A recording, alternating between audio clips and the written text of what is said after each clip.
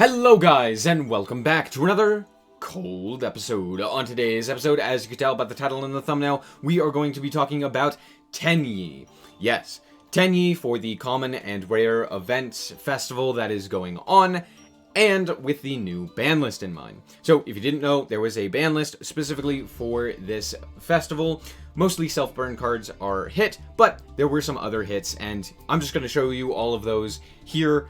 So let's cut to past me. Alright, so we are back with the ban list, and this is thanks to masterduelmeta.com, so feel free to check it out here. But as you can see, there's a lot of self-burn cards specifically for this event. Last time, Konami got a lot of complaints because of self-burn, which is dumb. I mean, it's a free-to-play event. People can play whatever the heck they want. But, yeah, kind of weird.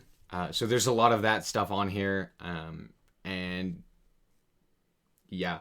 Also, there's Nurse Burn on here. We have Dark Lord Nurse Reficule, as well as Bad Reaction to Samochi, as well as some other just random cards. These are all of the banned ones. It's mostly the self-burn stuff. There are a few things that are not self-burn, but are just straight up burn. On top of course, all of the ultras and supers that are also banned. Moving on to the limited list, this is where things get the most interesting. As you can tell, there are more burn cards on here. The Desk Koala, the Stealth Bird, and Needle Ball are all burn. Also, we have Morphing Jar, number 2. This is like the worst Morphing Jar, or just jar card, but it's still on here. We also have things like Memory Crusher, which is a burn. We have, just a myriad of other kind of pseudo self-burn, but also burn cards on here.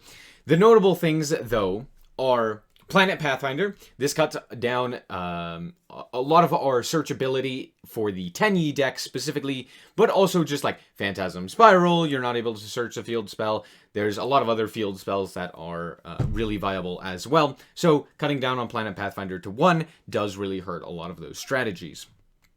We also have Vashetta to 1. So in our Tenyi deck, we're only allowed to use 1. And so, yeah, cutting down to 1 Vashetta and 1 Planet Pathfinder is highly detrimental for this deck, which is why I decided to make this video. So yeah, moving on, we have Full as well, down to 1. So Megaliths aren't as powerful. We also have things like Moon Mirror Shield on here. We have more Phantasm Spiral hits in Battle to 1, as well as Sea Stealth Attack to 1. And then more just burn and self-burn stuff.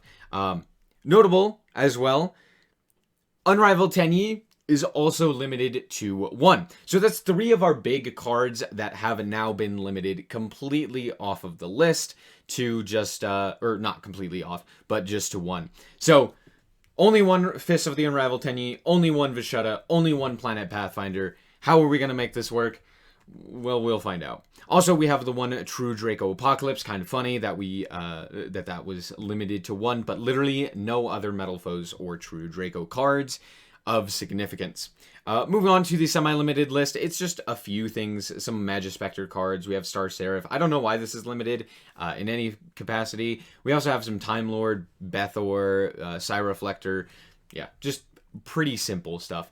And that's it. So let's hop back over to Past Me, while he will explain the deck. Or I will? And now that we're back from that, as you can tell, yeah, they kind of got hit pretty decently hard for this. Vashetta to 1, Tenyi to 1. Also, the fact that Planet Pathfinder is also to 1 means you're less likely to see your field spell, which is a great advantage engine. So, how do we play this deck now? That's what I'm here to show you. First and foremost, I am playing a normal monster in this deck. I know, that's crazy. But yeah, realistically, it just makes a whole lot of sense to be playing another normal monster. So, that's what we're playing. There is a variant running around where you can play Giant Ballpark along with some normal insects. And that's a very viable option as well with the Tenyis. But in all honesty, I wanted to play more of a pure variant because I am not a big fan of the ballpark shenanigans. It's not quite as fun as winning with pure Tenyi. And with that being said, I didn't lose with this deck when I played against my viewers, which I played it quite a bit. So there you go. Moving on, we are playing Avram, Mech Knight Avram, as well as World Legacy Memory. The reason that I chose Avram instead of, say, a worm type normal monster, which I believe there is one. Let's go worm, normal, this guy. So I could have chosen Mystery Shell Dragon. The reason I chose this guy is because I can basically play 5 copies of him. I can play, actually I can play 6. So I can play the 3 of the actual card, and then I can also play 2 World Legacy Memories. This card just special summons out this guy in defense position, which is very, very useful. So that's why I chose Avram over an actual worm. Even though a worm would have better synergy, it's definitely better for me to just see it more often. With that, we are playing the 3 Adhara. We are playing 3 Shithana. I think normally you wouldn't play 3 of this because you'd play 3 Vishuddha. Sadly, we can only play the 1. We're playing 2 Mapura, we're playing 1 Nahata, and triple Ashana for all of our Tenyis. We're also playing 1 Planet Pathfinder. It's still really good to see with the fields, or to grab the field spell, so it's not that big of a deal to play the 1. Also, you don't really need your normal summon all that often. I'm also main decking 3 Godarla. It's just very nice to have, seeing as how you can literally still Vishuddha it back, as well as it's just nice to deal with things that are problematic when you're running, or problematic cards that are running around in the format, like for example Vortex Dragon or the Cosmos. So very nice to deal with that. We're also playing Parallel Exceed, just an insane card for this strategy. You link into your Tenyi, or your monk of the Tenyi, and then you immediately go into Berserker. Very solid. An interesting inclusion is Lightning Vortex. You discard a card to destroy all face-up monsters your opponent controls. Very, very solid. Yeah, just a really solid card. Playing 2 of it, you don't want to see it all the time, but it is very nice. In fact, when I did end up seeing it, my opponent was just setting cards. It was very funny. We are playing triple Flawless Protection of the Tenyi, or Perfection of the Tenyi, triple MST, triple Chalice, as I already mentioned, the World Legacy Memories, triple Heavenly Circle. This is really good with specifically normal or non-effect worm types. So you're normally going to want to be tripping off your monk in order to get this effect. And then the 1 Fist of the Unrivaled Tenyi. You could search it off of the Heavenly Circle, but yeah, we're still only playing the 1. Feels bad. As for the extra deck, we're still playing the 1 Blue Eyes, just in case this card doesn't end up getting destroyed. We are playing 1 Amatrix. We're playing Black Strip of Corn, Crazy Box, Draco Land, or Heartland Draco, which cannot be targeted for an attack if you control a face-up card, or face-up spell. So if you have the field spell, it's pretty nice. It can just attack directly as well. 1 Diamond Crab King and 2 Malevolent Sin. We're going more for the rank 4s because we have a lot more of the level 4s that we are playing. Obviously, triple Monk of the Tenyi and double Berserker. You could potentially play triple Berserker. I have never, ever been able to even summon 3 of it, so it doesn't really matter if you're playing 2 or if you're playing 3. Just the link arrows alone make it very difficult to summon 3. We're playing 1 triple Burst Dragon as well. It's just another rank 3 that we could, or level... Sorry. No, rank? What is it? Link 3. Jeez, I'm crow. Link 3 that we can go for. And then 1 Geonator Transversa. So, that's the deck. Let's hop into some replays and see how it performs. Now, before we get into these duels, I just wanted to say that, did you know, almost 80%, over 80% of the people who watch my channel are not subscribed? That's all. Alright, so here we are with our first duel, and I'm actually at the top here. The bottom is not me, even though there are Tenyi cards here. I'm up at the top. Also, as you could tell, I did play this in a duel room, so if you didn't know, I do a lot of duel rooms with my community. So if you want to check out the duel rooms, you can click that notification bell down below, and then you will be notified when I go live and when I do duel rooms. So yeah, a lot of this testing was done with viewers. So we're gonna go quickly into our Berserker, and then I'm gonna special summon out the Vishada and then just pass. We do have a Mystical Space Typhoon as well, which is pretty solid. We did end up drawing the Parallel Exceed as well as two different named Tenyis. Oh my gosh, I literally could not remember the name. But yeah, we basically only have protection from destruction, so if they end up bouncing our card or banishing it or something like that, we will have an issue. However, with the Vishada in our grip as well as now on the field, I'm not too worried. They're going to go for their Adhara, and then they are going to go for Where Art Thou in order to grab up their DD Savant Kelpler. I don't know why they decided to not normal summon this guy, but they didn't. They normal summon one of their Necro Slimes in order to go into their this guy, which is, you know, fine. It's unaffected by other card effects. Also, it can detach to not take any battle damage nor be destroyed by battle. They're going to take 2,000 for Where Art Thou since they did end up normal summoning their Kepler. I'm going to then link off into a Monk of the Tenyi with my Vishada, and then special summon out my Shithana. I'm going to then normal summon our Adhara, or the Adhara, in order to go for another Zerky boy. And I'm just going to proceed to the battle to get rid of those two, the two materials attached. So, we just have the MST and the two Berserkers, and now we have two Shithanas in the grave and a Vishada. The reason I didn't use Vishada, it literally would not affect him, so there's no point to doing that. They're going to normal summon their Kepler in order to add their Dark Contract with the Witch, which is problematic. It's basically just a Raigeki break. So I will have to deal with that, but we have the MST. They're going to go into their Gravity Controller and then bounce our two monsters. I'm going to MST their back row in the end phase, and then I'm just going to proceed to the battle and deal 3,000. Sure, I have a Godarla, but does that do anything? No, not really. So yeah, at this point, they are basically able to combo off. They have 5 cards in hand, and you'll see that that is pretty solid for them. They're going to bin one of their DD monsters in order to banish 2 to go for a Oracle King Dark. And then they're just going to end their turn.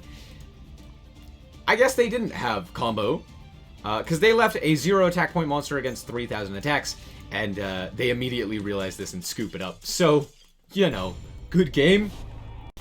Alright, so here we are up against Dragon Maid, because of course someone's going to be playing Dragon Maid, even though you're missing literally all of the cards that make the deck good, but it's fine. So we actually drew the Planet Pathfinder, so we're going to Planet Pathfinder into our Perfection.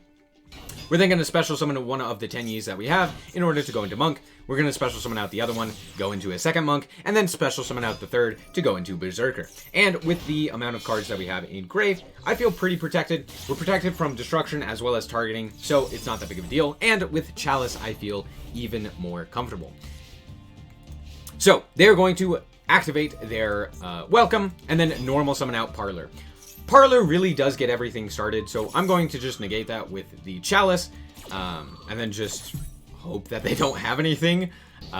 So yeah, they are going to then set 2 and pass. So I'm going to draw Godarla, which is very funny. But yeah, I'm just going to go straight to the battle phase and attack the Parlor. They are going to try and return the 2 cards to the hand, and I am going to negate it with the Maputa. So, negate, deal the 24, and yeah, pretty nice. They do have now the Tidying activatable in their grave, which is very solid for me. They're going to activate their Tidying, bring back their Parlor. Parlor is going to send the Loripar. I'm going to draw 2, which is super nice. So yeah, I end up drawing into another Godarla, as well as a Heavenly Circle, which is very nice. They're going to summon out their Loripar, and then just proceed to the end phase. Makes sense. There's not a whole lot more that they can do. But, funnily enough, I draw into the third Godarla.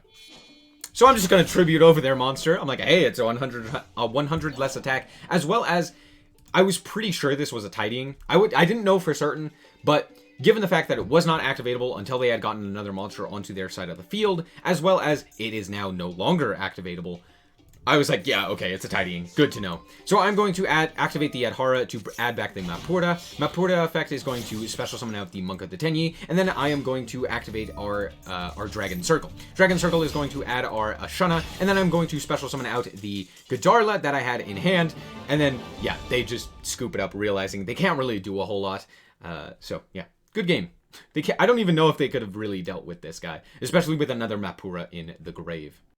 Alright, so here we are once again against DDD. However, it's a little bit different of a hand. So we're just going to special summon out the Adhara, and then we're going to special out the Ashana, and then I am going to normal summon the Mapura. I don't want to use up another one of my monks. Having monk in the extra deck is so incredibly important. So yeah, I didn't want to just waste it. I'm going to then go for the Shithana here in order to add additional protection and then go for the monk. The reason I go for monk here, even though I literally just said it's important to keep as many monks as I can in the grave, or in the extra deck, is because I do have a Heavenly Circle, which means I can tribute this guy off if he's in danger in order to go for, you know, a Vishuddha or an Ashana or something like that. So, yeah. That's why I went into it, and it got a Shithana in the grave as well. So, there you go. We also have a Chalice, which is pretty nice. So they are going to normal summon their Kepler, and I'm just going to immediately say no. Nope, no, no, none of that. Chalice. So they don't get a search, which you can kind of tell by their hand does end up mattering quite a bit. So during the end phase, I am going to special summon out the Ashana by tributing off our monk. I draw a Parallel Exceed, which I tried really hard to figure out a way that I could special summon out the Parallel Exceed utilizing like a specific link, and I end up kind of screwing it up trying to go for that. But we're just going to banish to search out the Fist of the Unrivaled Tenyi. I'm going to then banish the Adhara in order to add the Ashana. I think I actually messed up with going for that, but it's fine. We're going to go for the Tenyi, or the Monk of the Tenyi here. And then, for some reason, I think, yes, I will summon out Vishuddha now. Realistically, I still could have summoned out the Ashana, and then I could have gone for the secondary effect of the Ashana to then special summon out the Vishuddha, and then I could have gone into a Link 3 of something, potentially at least another Berserker, or, you know, just, I couldn't really have gone for this. I might have, I guess I could have gone, like, Transverser into this. Yeah, I could have gone, no, I guess I could, no, I could have gone into this. So yeah, I could have gone into this, and then I could have had an area for the Parallel Exceed. Parallel Exceed comes down, and then I could go for a rank 4, and that would have been lethal on board. I ended up not doing that, but it doesn't really end up mattering. We have the Fist of the Unrivaled Tenyi. We can just negate whatever it is that we need to negate, as well as we have, you know, quite insane follow-up and protection in the grave and in the hand. So I'm not too terribly upset about what transpired. They're going to activate their Lamia. I'm like, that's fine. They're going to activate their DD Night Howl, and I'm like, no, I really don't want you to do that. Thanks, though. So I'm going to negate that. It doesn't destroy, but it does negate. So we're going to negate, and then at this point, they can't do anything, so they pass the turn, and I can literally just go Berserker in, and that's the end of the game. So I do, I actually normal summon the Avram here in order to go for another Berserker. I don't know why. But we're going to bounce the back row and then attack in for lethal there. Good game. Alright, and here we get to show off Avram, or just like a normal monster, against this weird...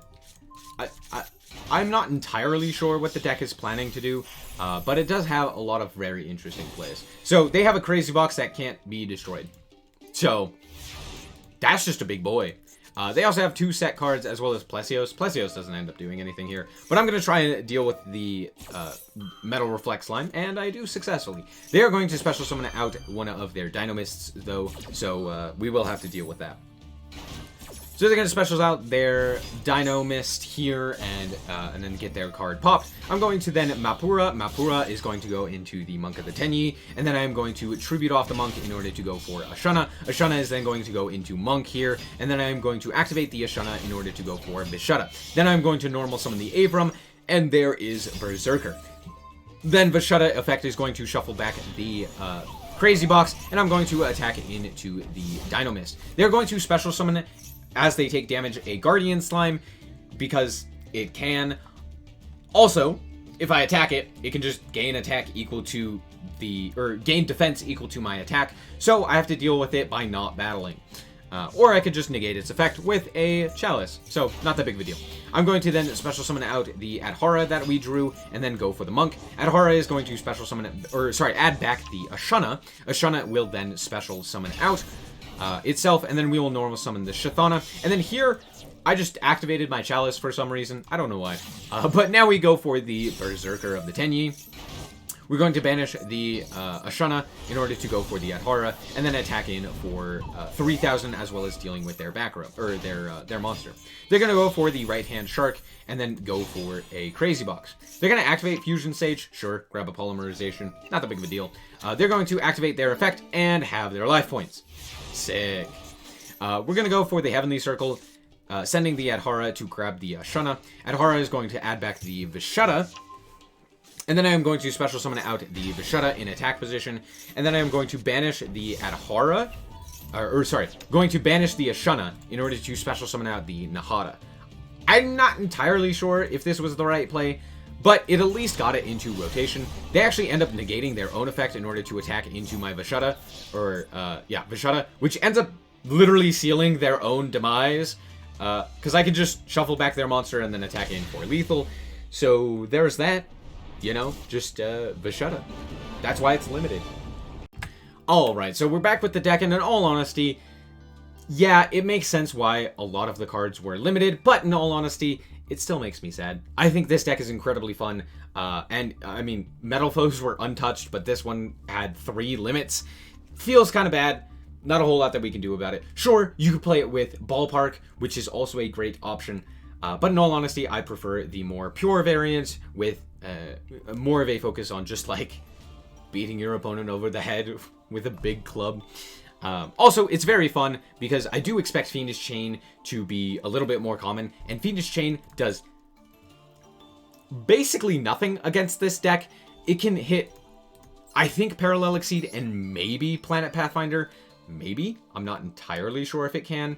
But yeah, everything else doesn't it doesn't do anything. So it's very cool. I am very much so a fan of this strategy, and yeah, just, you know, beat everyone over the head with a club, basically. I also like the fact that you are able to play things like Forbidden Chalice and Lightning Vortex and Mystical Space Typhoon, all of which are very, very solid.